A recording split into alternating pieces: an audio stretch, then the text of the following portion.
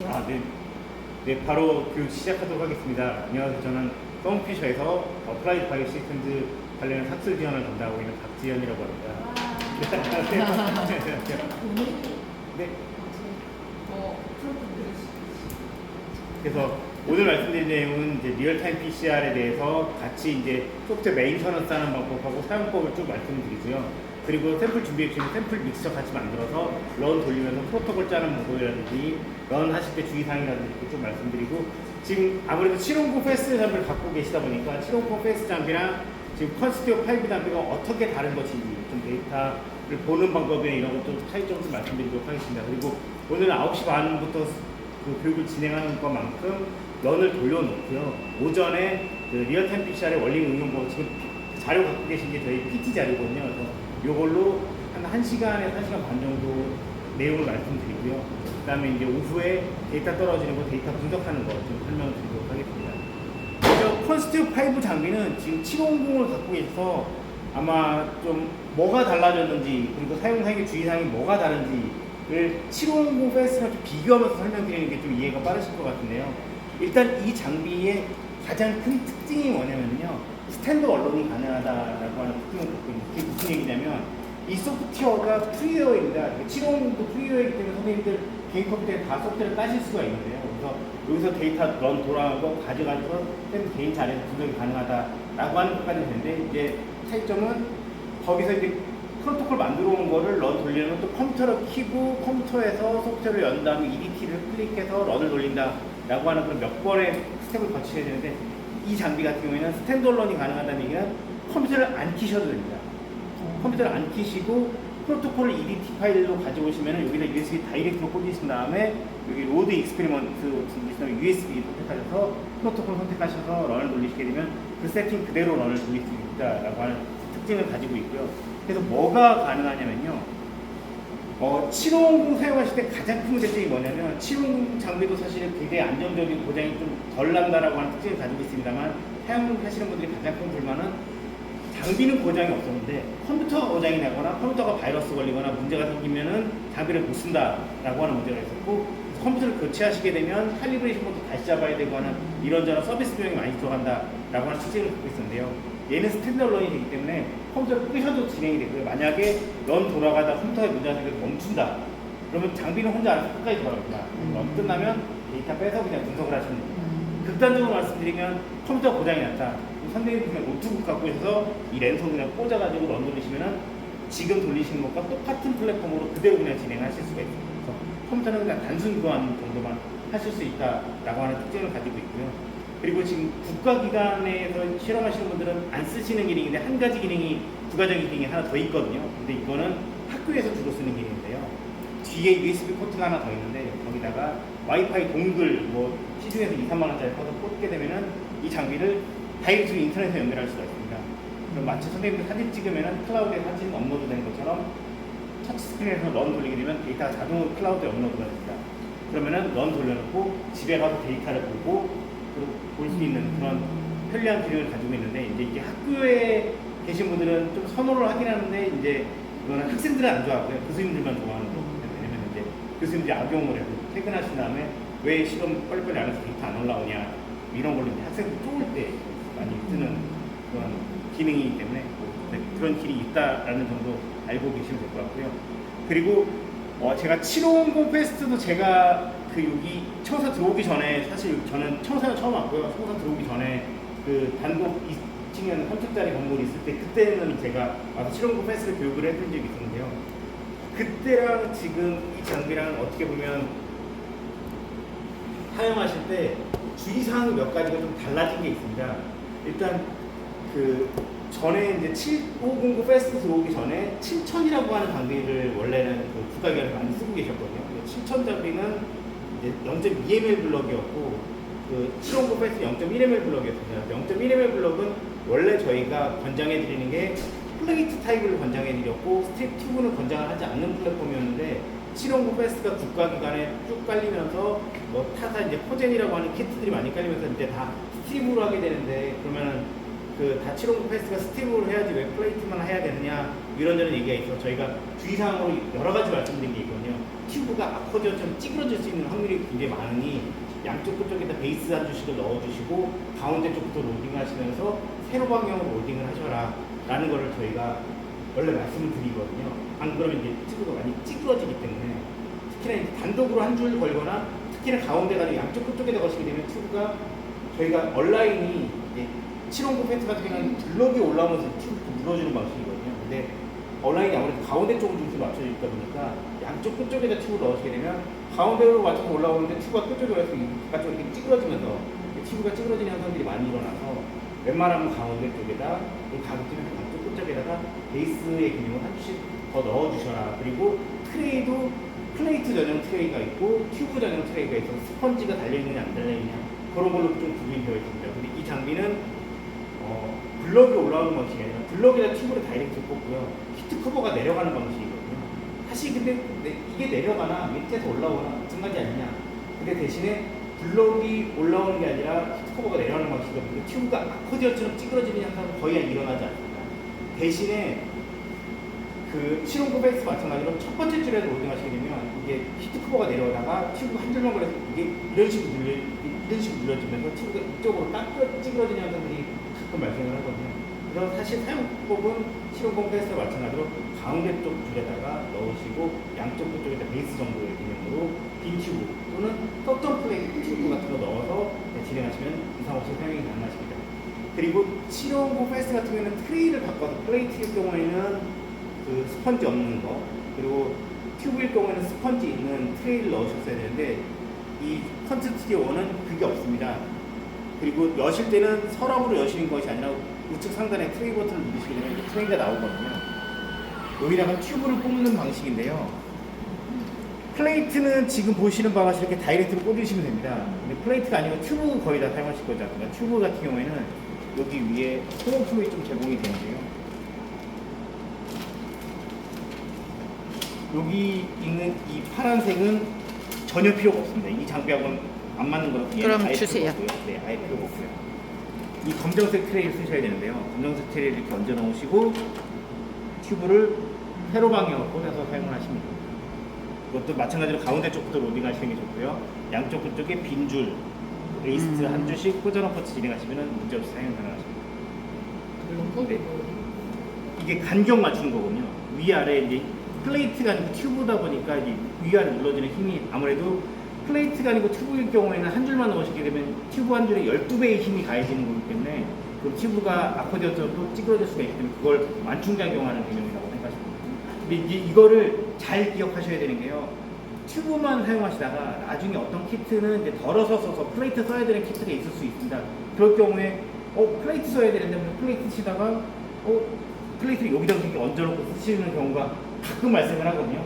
그럼 이게 들어가면서 문제가 걸리거나 들어갔다가 런 돌리면 이익 소리는 플레이트 폭이 부서지고 다시 꺼내려고 하면 걸려서 또 안 나오고 그거는 사실 사용자 가실의 고장이거든요. 엔지니어 와서 장비 다 뜯어가지고 분해를 해서 꺼내야 됩니다. 그래서 이거를 기억하셔야 되는 게 튜브를 꽂으실 때는 이 감정색에다 꽂으실 텐데 플레이트를 사용하실 때는 얘를 빼고 플레이트는 다이렉트로 꽂으셔야 된다 라고 하는 거를 잘 기억을 해주시면 될 것 같습니다. 그거 한 가지 메인터너도 진행을 하시면 되고요. 그리고 이 장비가 그 709 베스트에 비해서는 메인터너스 비용이 현저하게 쌉니다. 이게 어떤 계산이냐면 709 베스트는 6개월에 한 번씩 칼리브레이션을 하게끔 되어 있습니다. 특히나 선생님들처럼 키트 쓰시면 뺨, 빅, 레드, 사이파이브 이런 거 여러 가지 쓰지 않습니까? 그럴 경우에는 형광 파장대기의 간섭 비율을 맞춰야 되기 때문에 칼리브레이션이 굉장히 중요하게 되거든요. 칼리브레이션을 매번 꼼꼼하게 진행을 해주셔야 되는데 그 6개월에 한 번씩 진행을 하셔야 되고요. 램프의 수명이 2000시간입니다. 그리고 자동으로 램프가 꺼지지도 않습니다. 그래서 램프를 런을 돌려놓고 퇴근하시게 되면은 램프가 밤새 켜져 있습니다. 그 램프 수명을 깎아먹게 되고요. 2000시간이 소요가 되게 되면 램프가 이제 경고됐다고 알람이 뜨고 그 램프를 교체하셔야 데이터가 나타나는데요. 이게 중간에 가끔 실수로 리셋을 누르시거나 아니면 이게 무슨 메시지 하면서 그냥 넘겨가시고 램프가 수명에 문제 있을 경우에 그대로 쓰시게 되면 뭔가 층폭 곳이 점점 이렇게 낮아지고요. 그리고 백그라운드가 점점 좀 올라가고 그래서 데이터가 이상한 데이터가 옛날에 잘 됐는데 요즘에 갑자기 이상해요 라고 하는 게 램프 수명이 다 돼서 그런 경우들이 그럼 저희 꽤 많이 OQ 할 때 램프는 정기적으로 갈아주시나요? OQ 하시면은 그거는 점검을 포함이에요? 네. 근데 2000시간이라고 한다면 주로 하루에 한 번 정도 런을 하셨을 때 일주일에 5번 정도 런을 하신다는 개념을 했을 때는 3년에서 4년 정도 지나면 램프가 수명이 다 되거든요. 근데 이 3년에서 4년이라는 게 굉장히 유명한데 학교 같은 경우는 학생들이 이제 졸업하는 시즌, 뭐 기관 같은 경우는 로테이션 돌아가는 시즌 이렇게 겹치다 보니까 그게 뭔지 잘 모르셔서 문제가 생기는 경우가 꽤 많이 발생을 했습니다. 근데 이 장비는 일단 램프가 바뀌었는데요. 지금 저 장비는 할로겐 램프였는데 얘는 화이트 LED로 바뀌었는데 화이트 LED의 수명이 6만 시간입니다. 2000시간 대비해서 6만 시간 활동이 늘어났고요. 그리고 얘는 런이 끝나면 그 램프가 꺼집니다. 알아서 꺼집니다. 그렇기 때문에 낭비되는 시간이 없습니다. 그리고 6만 시간이기 때문에 물리적으로 제가 3년에 4년에 한 번씩 고쳐야 된다고 말씀드렸고요. 그럼 얘는 곱하면은 한 90년에서 100년에 한 번씩 램프를 교체하셔야 되는데 제가 장담하는데요. 90년 후에 리얼타임 PCR 돌린 사람 전 세계 아무도 없을 겁니다.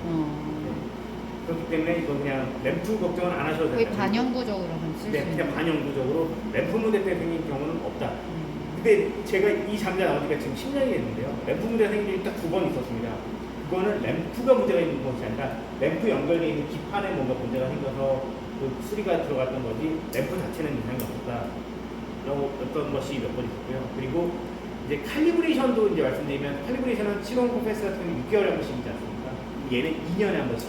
그래서 그것도 좀 여유있게 생각하시면 되는데 사실 얘가 화이트 LED이기 때문에 원래 빛이 좀 약해지거나 하게 되면은 인접 필터 간의 간섭 요율이 좀 달라지기 때문에 그래서 그걸 보정하기 위해서 이제 칼리브레이션을 6개월 한 번씩 꼼꼼하게 진행해야 된다라고 하는 건데 사실 얘는 화이트 LED이기 때문에 빛의 강력이 거의 달라지지 않습니다. 그럼 칼리브레이션을 안 해도 되는 것이 아니냐라고 생각할 수 있겠습니다만 2년이라고 하는 시간이 지나면 그 사이에 어떤 변화가 어떻게 생겼는지를 알 수가 없는 거기 때문에 점검 차원에서도 2년에 한 번씩 칼리브레이션 하는 걸 권장을 해드리고 있습니다. 사실 칼리브레이션보다 더 중요한 게 있는데요. 저희가 칼리브레이션, 형광다이 칼리브레이션은 2년에 한 번씩 하라고 말씀드립니다만 백그라운드 칼리브레이션이라고 하는 게 있는데 걔는 저희가 한 달에 한 번씩 하라고 권장을 해드리고 있거든요. 근데 전 세계, 전국 그 누구도 한 달에 한 번씩 백그라운드 칼리브레이션 하는 곳은 없습니다. 그 백그라운드 칼리브레이션이 뭐냐면요. 지금 750 칼리브레이션 키트 가지고도 하실 수가 있는 거고요. 아니면 플레이트를 만드실 수도 있는 거고요. 빈 플레이트에다가 DW를 20마이크론씩 90mm에 다 담습니다. 그러다 필름을 실링하면 되죠. 그럼 플레이트에는 DW만 20마이크론씩 쭉 담겨있는 플레이트가 만들어지는 거거든요. 걔를 넣고 런을 돌리는 거예요. 물만 들어있기 때문에 형광이 아무것도 안 찍혀야 돼요. 근데 만약에 형광이 찍힌다면 장비가 오염이 되어 있다는 뜻이거든요. 그러면은 그걸 확인하고 해당되는 외를 청소를 하라 라고 하는 것이 이제 한 달에 한 번씩 제가 백그라운드 칼리브레이션을 하라고 말씀드린 건데 제가 좀 전에 말씀드린 것처럼 아무도 안 해요. 그럼 그거를 저희가 어떻게 설명을 드리면 되냐. 그냥 백그라운드 칼리브레이션 이런 거 다 잊으시고 그냥 쓰시다가 특정 웰에서 자꾸 이상하게 증폭이 된다. 그 웰만 증폭이 잘 안 된다. 그 웰만 증폭이 너무 빨리 된다, 이상하게 된다 라고 하는 생각이 드시면 백그라운드 칼리브레이션을 꼭 한 번은 돌려보시는 게 좋습니다.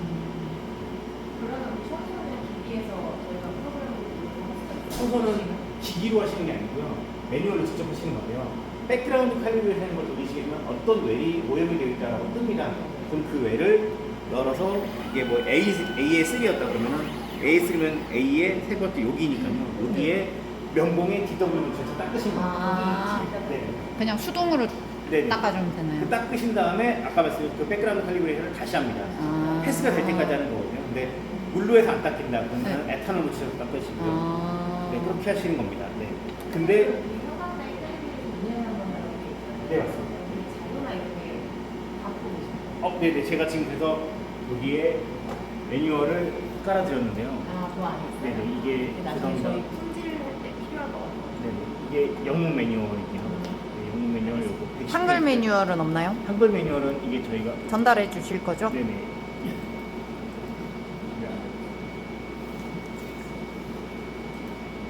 한글 매뉴얼은 저희가 네. 정식으로 만든 게 아니고 PT를 그냥 캡처해서 만든 네, 거예요. 네. 이런 식으로 네. 이렇게 하라고 하는 거예요. 네. 알겠습니다. 그리고 이제 뒤 이렇게 닦으시면 되는데 사실 이렇게 닦으시고 뭐 하시는 거 백그라운드 칼리브레이션은 사실 사용상의 주의사항을 몇 가지 지켜주시면 칼리브레이션 이런 거 없이도 그냥 무리 없이 진행이 가능하시거든요. 실용공 같은 경우에는 할로겐 램프가 있고 블럭이 올라갔다 내려갔다 하는 거 물리적으로 해서 움직임이 되게 많습니다. 그러다 보니까 고장이 나거나 필터 휠이 돌아가거나 하는 거에 있어서 고장이 나서 수리가 되는 경우들이 종종 있었는데요. 이 펀 스튜디오 같은 경우에는 그런 고장은 거의 안 납니다. 근데 그러면은 실제로 유저분들께 사용하시기에 고장이라고 느끼는 것들은 뭐가 있느냐? 다 오염이거든요. 근데 그 오염이라는 게 제가 오염이라고 말씀드리면 뭐 실험 뭐 바이오 세이프티 캐비넷에서 하고 뭐 하고 하는 무슨 오염이냐? 그런 오염이 아니고요. 메인텐에 대한 환경 오염이거든요. 저희가 선생님들이 튜브 스트립으로 진행하시기 때문에 주로 이제 센트리퓨즈를 돌리시고 뭐 하시다 보니까 센트를 뭐였는지 무슨 프라이머였는지 무슨 키트였는지를 확인하시려고 자꾸 튜브에다가 라벨링을 하시려고 많이 하시는데 제가 750 교육 때도 많이 말씀드리긴 합니다. 750도 마찬가지로 주의사항이 그 라벨링만 안 하시면 거의 장비에 문제가 발생하지 않거든요. 근데 플레이트 쓰시는 분들은 제가 아무데도 라벨링 하지 말라라고 말씀드리면은 A4지에다가 96개짜리 테이블 하나 출력하셔서 거기다가 A1번에 무슨 색을 넣는지 이렇게 따로 이제 별도로 저장하신 다음에 나중에 부서갈 때 그거 참고해서 이제 부석하시고 하시는데 튜브 스트립으로 하시는 분들은 그게 안 되거든요. 왜냐면은 센트리퓨즈를 돌리면은 위아래가 바뀔 수도 있고 순서가 바뀔 수도 있고 하니까요. FM을 말씀드리면 튜브를 들어서 자세히 보시면 옆면에 1, 2, 3, 4, 5, 6, 7, 8이라고 한 2mm 정도 되는 크기로 양각으로 투명하게 써 있습니다. 그걸 보시고 확인하시거나 아니면 뚜껑에 보시면요 위쪽 아래쪽 D16, D11 뭐 이렇게 숫자가 써 있습니다. 그걸 가지고 위아래 또는 순서를 기억하셔야 됩니다. 근데 이걸 말씀드리면 많은 분들이 언짢아 하십니다. 이게 뭐 잘 보이지도 않는 거 가지고 이걸 이렇게 하라고 이걸 하라고 하면 말이 안 되지 않느냐. 이 있네요. 여기 옆에. 다른 방법은요. 일단은 저희가 권장해드리는 FM은 쓰지 말라. 어디 공간에도 다 쓰지 말라는 거죠. 맨 위에. 그러니까 제가 이제 그걸 말씀드릴 건데요. 네. 어느 공간에도 안 하시는 게 가장 좋은데 이제 이론적으로 생각해 보시면은 이 96의 튜브 부분하고 96의 점 박혀 있는 이 커브 부분 1뺀 지지대 부분 쪽은 사실 빛이 들어왔다 나갔다 하는 부분이 아니지 않습니까? 그래서 거기는 라벨을 해도 됩니다. 그러니까 지금 튜브 스트립 같은 경우에는 날개처럼 튀어나와 있는 부분에는 라벨링을 하셔도 됩니다. 근데 제가 해도 된다는 거 말씀드렸더니 문제가 여기저기서 터졌습니다. 어떤 문제가 발생했냐면 해도 된다라고 말씀드렸더니 글씨를 너무 크게 쓰십니다. 잉크가 히트 커버가 105도까지 올라가니까 잉크가 번지거든요. 그래서 주로 문제가 생기는 열들이 다 A열하고 H번열 맨 끝동열이 자꾸 문제가 생깁니다. 이게 잉크가 번져가지고 문제가 생겼거든요. 그래서 그게 그래서 쓰시더라도 점 정도 찍는 수준으로 점을 빨간 점을 찍느냐 파란 점을 찍느냐 빨간 점 하나 찍느냐 두 개 찍느냐 이런 수준으로 구별하셔야지 글씨를 쓰시게 되면 이제 문제가 될 수가 있다는 걸 말씀드리고요. 네, 최대한 작게. 근데 제가 이걸 이렇게 말씀드렸음에도 불구하고 문제가 또 생긴 적이 있었는데요. 그거는 어떤 문제가 생겼냐면 이 8개를 다 쓰시면 되는데 이렇게 잘라 쓰시거든요. 네. 잘라서 4개가 된 다음에 걔를 끝쪽에다 이 날개 부분이 바깥쪽으로 나오면 되는데 걔를 또 가운데 쪽에다 이렇게 그냥 꽂으십니다. 그러면은 이번 실험에는 문제가 없는데 날개처럼 튀어나온 부분은 옆에 웨일을 넣었거든요. 그럼 그 웨일이 오염됩니다. 다음 시험할 때 그 웨일이 데이터가 이상하게 나옵니다. 그래서 잘라 쓰실 경우에도 날개처럼 튀어나온 이 부분이 96에 바깥쪽으로 나오게끔 꽂아주시면 문제가 없이 사용이 가능하시고요. 그리고 얘를 가끔 세로가 아니라 가로로 꽂으시는 분들이 계시거든요. 가로로 꽂으시게 되면 당연히 이 날개 부분이 옆에 또 덮게 되어 있습니다. 그럼 또 교면이 문제가 될 수가 있으니까 튜브를 세로 방향으로 꽂아서 진행하시면 되겠습니다. 그리고 사실 가로 방향으로 꽂으시게 되면 잉크에 문제가 아니더라도 들어갔다 나갔다 할 때 이 8인치 걸리면서 튜브가 뒤로 빠지거나 걸려서 드득드득 하면서 멈추거나 하는 경우가 발생할 수도 있기 때문에 가급적인 세로 방향으로 움직이시는 게 가장 좋다라고 생각을 하시면 될 것 같습니다.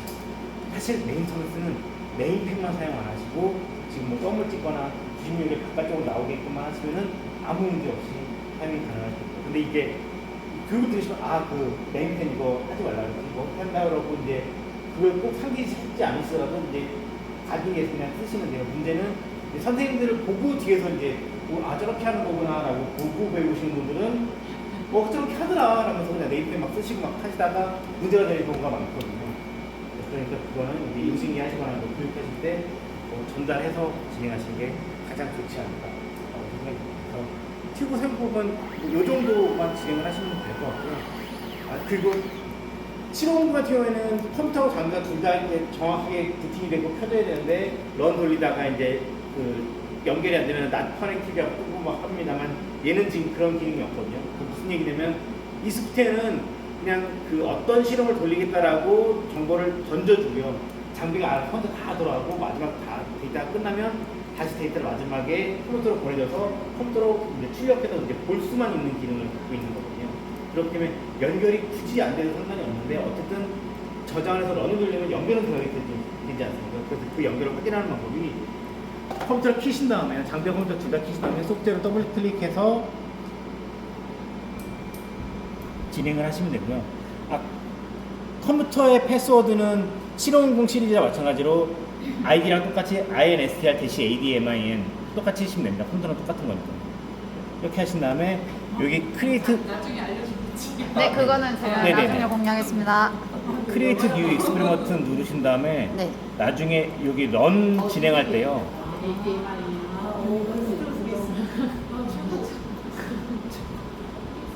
여기 바코드 넘버가 뜨면은 연결이 제대로 잘 된 거거든요. 이 넘버가 뭐냐면 장비 시리얼 넘버입니다. 이 런을 이 시리얼 넘버로 돌리겠냐라는 뜻이고 요거 확인하시면은 이 프로토콜이 장비로 들어가서 런이 들어간다 라고 하는 개념이라고 생각하시면 되겠습니다. 저 그러면 이거 연결 안 된 상태에서 얘 단독으로 돌릴 수 있다고 했잖아요. 네네. 그럼 프로토콜은 얘 여기 장비 자체에서 또 설정을 해야지 쓸 수 있는 거예요? 그렇게 쓰셔야 되는데 네. 이 소프트웨어를 EDT로 저장이 가능하지 않습니까? 파일을 EDT로 저장하신 다음에 그 EDT를 USB에 넣으셔서 네. 그 USB 선택하셔서 런을 돌리셔도 되고요. 그럼 USB를 안 한다고 하면 USB에 있는 EDT를 갖고 오셔서 네. 여기다가 저장을 해 놓으셔서 쓰셔도 되고요. 네. 네, 여기서 터치를 일일이 하셔도 되는데 아. 보여드리겠습니다.만 번거롭습니다. 알겠습니다. 샘플 이름을 이렇게 예, 써야 예. 되기 때문에. 급할 때 말고는 안 쓰는 걸로. 네, 예. 급할 일도 없는 걸로. 네, 그럼 소프트웨어 이제 천천히 말씀드릴 텐데요. 네. 소프트웨어는 아시는 분들 먼저 앞으로 가는 거. 네. 소프트웨어는 지금 750 패스트 소프트웨어랑 어떻게 보면 굉장히 비슷한데 보여드리는 인터페이스가 많이 달라서 많이 달라진 게 아닌가라고 생각이 되실 수도 있습니다. 근데 기본적인 사양 프로토콜은 다 똑같이 있으니까요. 그거 하나씩 보시면 되고요. 750 패스트는 위쪽에서 아래쪽으로 하나씩 세팅하면서 내려가는 방식인데 죄송한데 프로그램 아예 끄고 윈도우 화면부터 네, 여기 윈도우 화면에서 여기 컨스튜어 디자인 앤 어널리시스 소프트웨어라는 걸 더블 클릭하고 들어오시면 됩니다.